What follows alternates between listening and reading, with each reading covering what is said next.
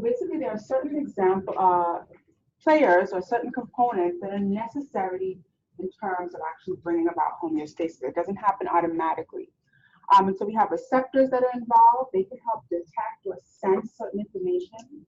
That's going to be very important because if we throw off homeostasis, if we throw that balance off, there needs to be something that's continually detecting those fine changes, and that's the job of receptors or sensors. We also need the integrating center, and the integrating center is basically the CEO. That's going to help read the change, right? Determine what needs to be done, and then send the instructions to make that just right. So the integrating center is usually in the brain, typically in the medulla oblongata.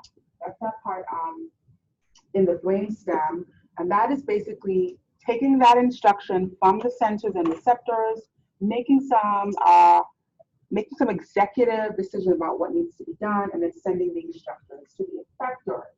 And so the effectors are the structures, usually organs in the body, the periphery of the body, that help to actually bring about the change. Sometimes the heart, sometimes neurons, sometimes the muscles, the GI tract, etc.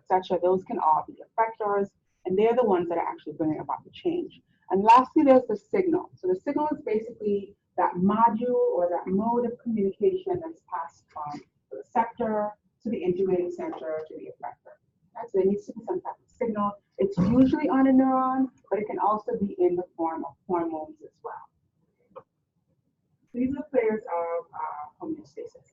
So once again, there's receptors, and they can detect very fine changes in things like pressure, right? Our thermoreceptors detect changes in pressure. Chemoreceptors detect changes in chemical levels, so sodium, potassium, other types of chemical changes. And then thermoreceptors detect changes in temperature.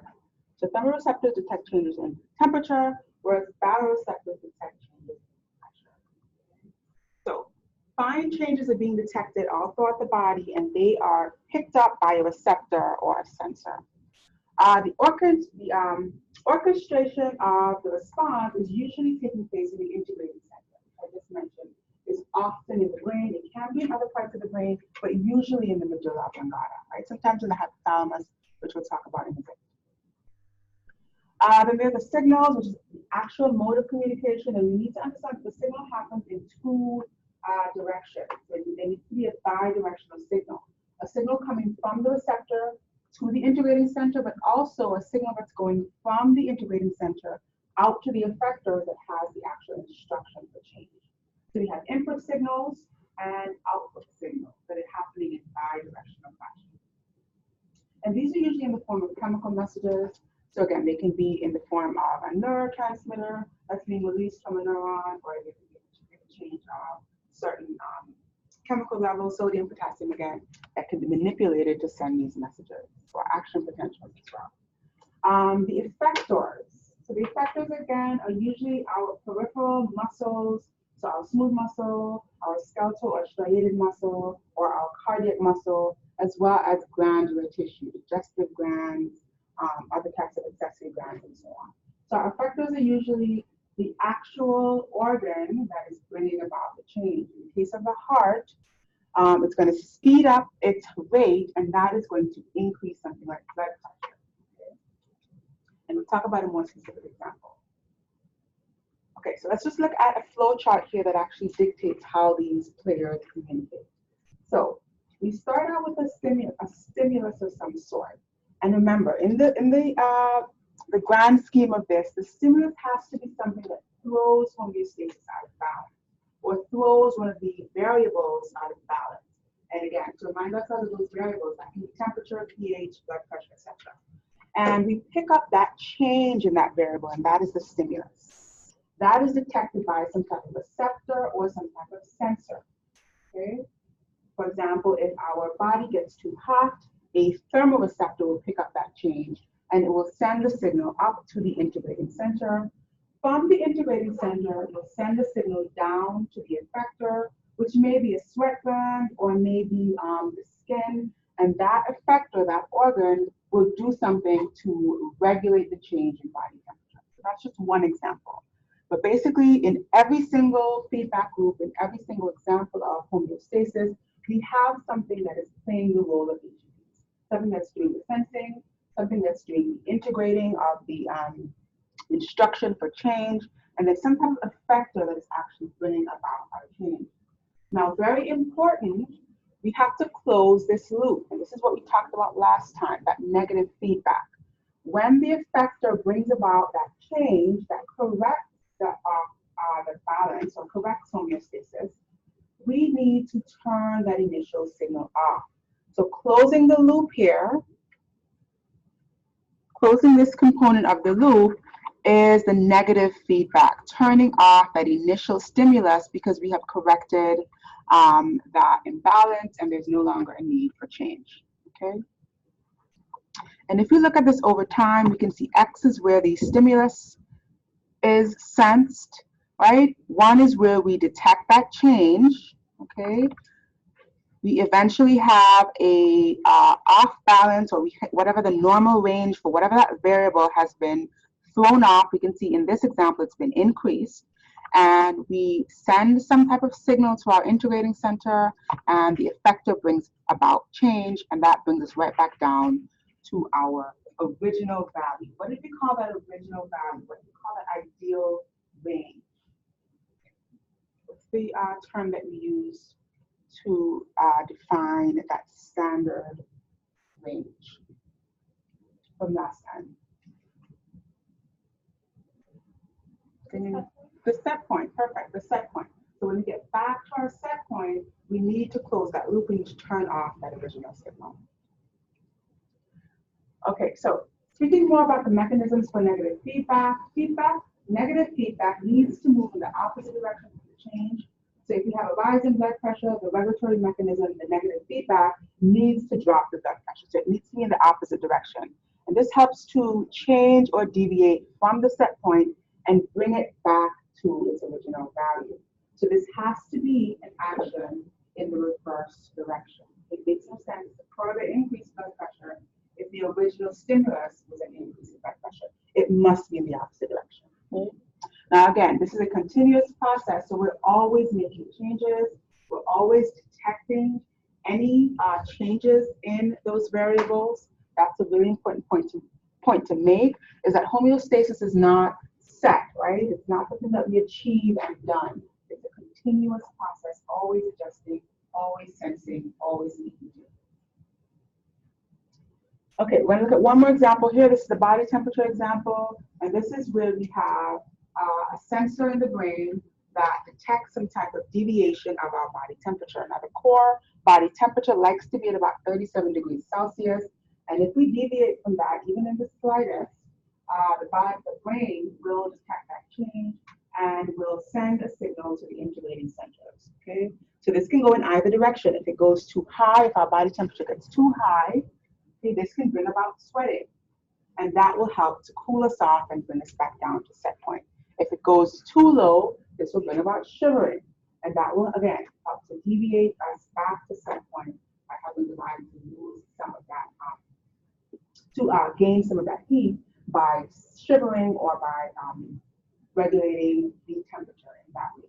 So we must stop that initial process or down-regulate or shut off that initial process in order to cease, okay? So after you've gotten back to 37 degrees Celsius, you're going to stop sweating. Or after you've gotten back to 37 degrees Celsius, you're going to stop shivering, all right? And that's the negative feedback aspect of homeostasis. Okay, once again, on this slide, we're pointing out the importance of having the change be in the opposite direction.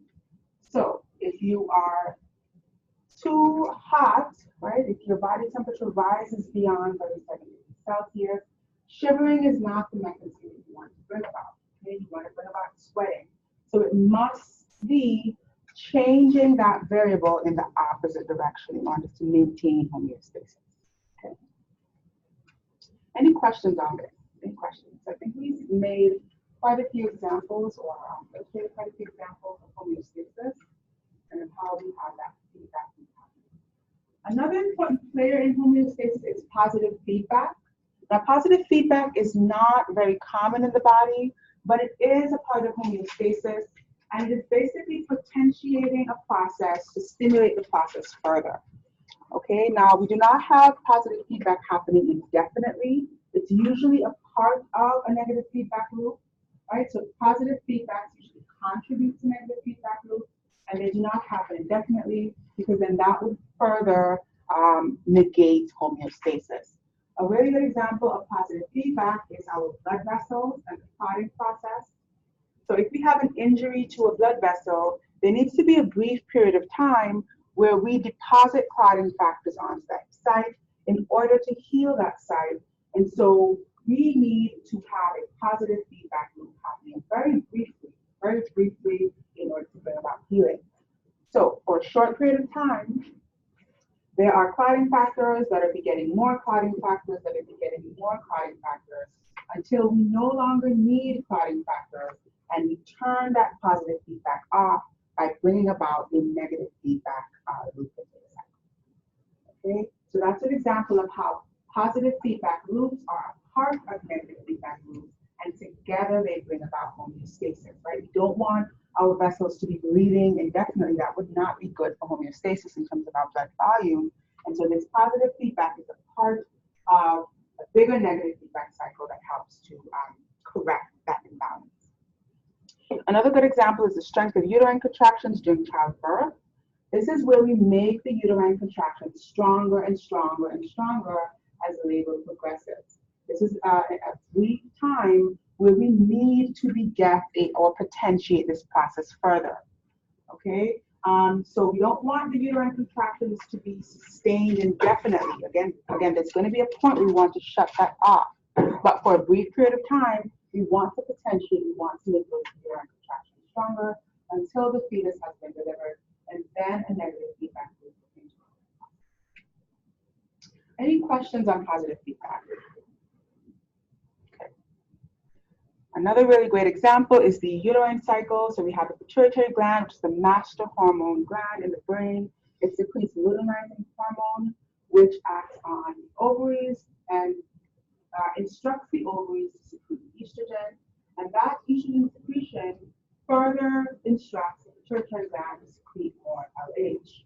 And so that is an example of a positive feedback. Now, once again, this does not happen indefinitely. This happens during a very brief period of the uterine cycle when we need to ovulate. Okay, so this is the sequence of events that precipitates ovulation. And after ovulation, this shuts off via a negative feedback. So once more, a positive feedback is a part of a bigger negative feedback cycle. All right, let's talk about some types of regulation. So we can regulate various processes in the body, usually via two mechanisms. We can do it intrinsically. This is where cells can communicate in their local neighborhood, so to speak. So one cell can speak to another. And we'll talk later on in the semester about some various cell-to-cell communication mechanisms. But intrinsic regulation happens when the local environment is regulated. So one cell speaks to its neighbor, et cetera, et cetera. Or we can have extrinsic regulation, which is where the brain gets involved. Typically, this is a higher order regulation, usually brought about by neurons or the nervous system or via the endocrine system using hormones. Okay, so these are where external factors, again, hormones or some type of nervous signal, can dictate or regulate the process. This is something we're going to see throughout the rest of the semester, throughout the rest of the course, that we can regulate something locally, specifically in the heart and the muscles will see that. And then we can also regulate it externally using hormones